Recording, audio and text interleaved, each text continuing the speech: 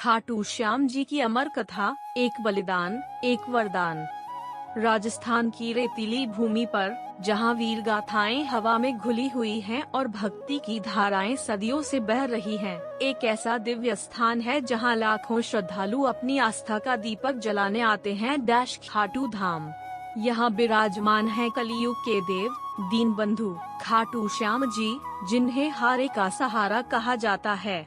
उनकी कहानी केवल एक पौराणिक कथा नहीं, बल्कि त्याग, बलिदान और अटूट भक्ति का एक जीता जागता प्रमाण है, जो हर भक्त के हृदय में आशा और विश्वास की ज्योति प्रज्वलित करती है। उत्पत्ति, महाबली बर्बरीक का जन्म। खाटू श्याम जी का मूल नाम बर्बरीक था। वे शक्तिशाली घटोत्कच और मोरवी के पुत्र थे और इस प्रकार पांडव भीम के पौत्र।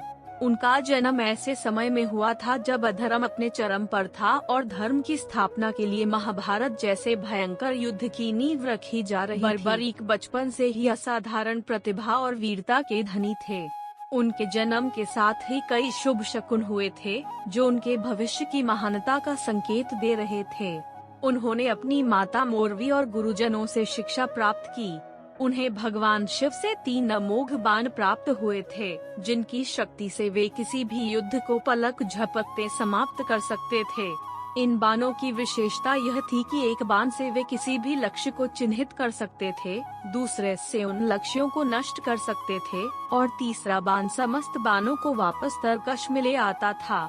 इसके अतिरिक्त उन्हें अग्निदेव से एक दिव्य धनुष भी प्राप्त हुआ था, जो उनकी शक्ति को और बढ़ाता था।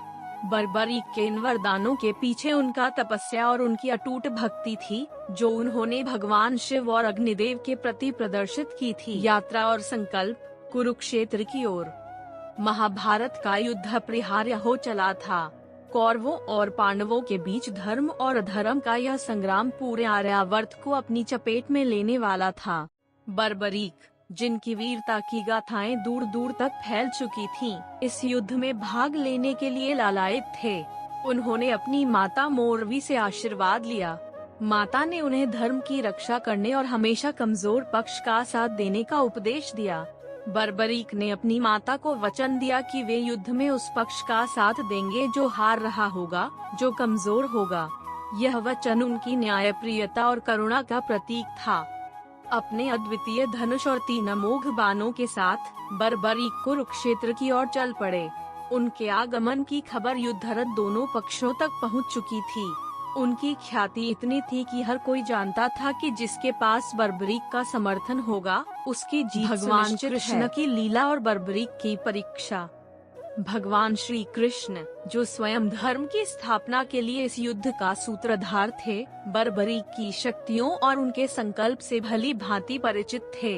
वे जानते थे कि यदि बर्बरीक ने अपने वचन के अनुसार कमजोर पक्ष का साथ दिया, तो युद्ध का परिणाम अप्रत्याशित हो सकता है। पांडव पक्ष, जो धर्म का प्रतिनिधित्व कर रहा था, कमजोर पड़ने पर बर्बरीक का साथ पा सकता था, जिससे युद्ध का संतुलन बिगड़ सकता था। भगवान कृष्ण की लीला अनंत थी और वे धर्म की स्थापना के लिए हर संभव प्रयास कर रहे थे। एक दिन जब बर्बरीक कुरुक्षेत्र के पास से गुजर रहे थे, भगवान कृष्ण एक ब्राह्मण का वेश धारण कर उनके समक्ष प्रकट हुए। ब्राह्मण ने बर्बरीक की वीरता का बखान किया और पूछा कि वे किस ओर से युद्ध करेंगे। बर्बरीक ने अपने वचन के बारे में बताया कि वे हारे हुए पक्ष का साथ देंगे। ब्राह्मण ने बर्बरीक की शक्ति पर संदेह व्यक्त करते हुए कहा, हे वीर, तुमने अपने 3 बाणों की बड़ी प्रशंसा की है। क्या तुम सचमुच एक ही बाण से इतनी शक्ति रखते हो कि इस बड़े पीपल के वृक्ष के सभी पत्तों को एक साथ भेद सको? बर्बरीक ने मुस्कुराते हुए चुनौती स्वीकार की। उन्होंने अपने तरकश से एक बाण निकाला और भगवान का स्मरण कर लक्ष्य पर छोड़ दिया। वह बाण एक पल में पीपल के वृक्ष के सभी पत्तों को भेदता हुआ ब्राह्मण के पैर के पास जाकर रुका। ब्राह्मण ने अपने पैर के नीचे एक पत्ता छुपा रखा था। बाण का पीपल के सभी पत्तों को भेदकर ब्राह्मण के पैर के पास रुकना यह दर्शाता था कि वह पत्ता भी भेदा जाना चाहिए था। भगवान कृष्ण ने अपना पैर उठाया और बर्बरीक के बाण ने उस छुपे हुए पत्ते को भी भेद दिया। ब्राह्मण रूपी कृष्ण बर्बरीक की शक्ति और उनके बाणों की अचूकता देखकर चकित रह गए। अब कृष्ण ने उनसे पूछा, हे वीर, यदि तुम अकेले ही संपूर्ण सेना को परास्त कर सकते हो, तो तुम्हारे युद्ध में शामिल होने का क्या अर्थ है? युद्ध का क्या परिणाम होगा? बर्बरीक ने अपनी माता के वचन को दोहराया और कहा कि वे हारे हुए पक्ष का साथ देंगे। तब भगवान कृष्ण ने उनसे एक बड़ी विचित्र मांग की। उन्होंने कहा, हे वीर, यदि तुम वास्तव में इतने पराक्रमी हो और धर्म की स्थापना में सहायक बनना चाहते हो, तो मुझे तुमसे एक दान चाहिए। बर्बरीक ने सहर्ष कहा, मांगो ब्राह्मण देव, मैं आपको वचन देता हूँ कि जो भी मांग आप करेंगे मैं उसे पूर्ण करूँगा। कृष्ण ने कहा, मुझे तुम्हारा शीश चाहिए। बर्बरीक एक पल के लिए स्तब्ध रह गए। उनके सामने एक ऐसा प्रश्न था जो उनकी वीरता, उनके संकल्प और उनके जीवन के उद्देश्य को चुनौती दे रहा था, परंतु उन्होंने अपना वचन नहीं तोड़ा। उन्होंने ब्राह्मण रूपी कृष्ण से प्रार्थना की कि वे अपना वास्तविक स्वरूप दिखाएं। भगवान कृष्ण अपने दिव्य रूप में प्रकट हुए। बर्बरीक ने हाथ जोड़कर कहा, हे प्रभु, मैं धन्य हूँ कि आपने मुझे इतना महान दान मांगने का अवसर दिया, परंतु मेरी एक अंतिम इच्छा है कि मैं इस महाभारत के युद्ध को अपनी आँखों से देख सकूं। भगवान कृष्ण ने बर्बरीक की इस अंतिम इच्छा को स्वीकार किया। उन्होंने बर्बरीक के शीश को काटकर कुरुक्षेत्र युद्ध भूमि के पास एक ऊंची पहाड़ी पर स्थापित कर दिया, जहां से वे पूरे युद्ध को देख सकें।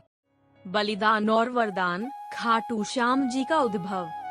बर्बरीक के शीश को स्थापित करने के बाद भगवान कृष्ण ने उन्हें वरदान दिया।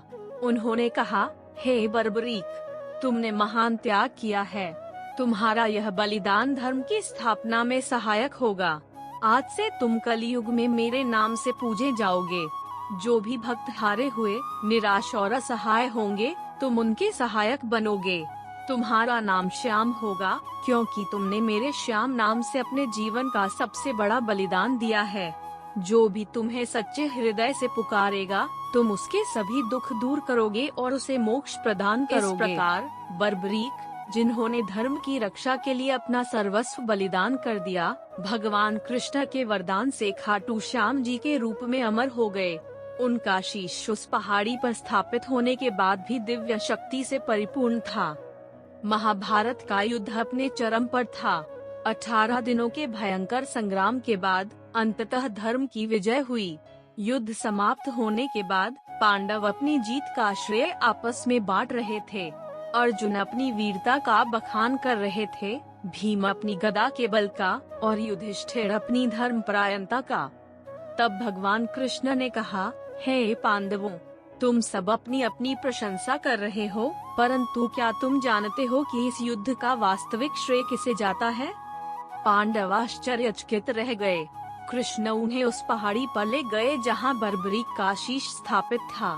कृष्ण ने बर्बरीक के शीश से पूछा, हे बर्बरीक, तुमने पूरे युद्ध को अपनी आँखों से देखा है, बताओ इस युद्ध का वास्तविक श्रेय किसे जाता है? बर्बरीक के शीश ने उत्तर दिया, हे प्रभु, मैंने पूरे युद्ध में केवल आपका सुदर्शन चक्र चलते हुए देखा, जो अधर्मी शक्तियों का संहार कर रहा था, और देवी महाकाली को देखा जो रक्त बीजों का भक्षण कर रही थीं। मुझे किसी योद्धा की वीरता नहीं दिखी, बल्कि केवल आपके द्वारा निर्धारित लीला और धर्म की स्थापना ही दिखी। खाटू श्याम जी की महिमा और चमत्कार।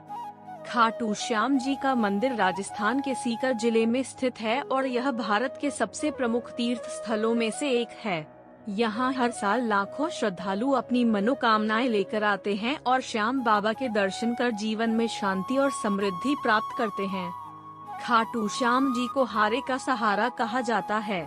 यह इसलिए है क्योंकि उन्होंने अपने जीवन में हारे हुए पक्ष का साथ देने का वचन दिया था और भगवान कृष्ण ने भी उन्हें यही वरदान दिया कि वे कलयुग में निराश और असहाय लोगों के सहायक बनेंगे। जो भी भक्त सच्चे हृदय से श्याम बाबा को पुकारता है, उसे अवश्य ही उनका आशीर्वाद प्राप्त होता है।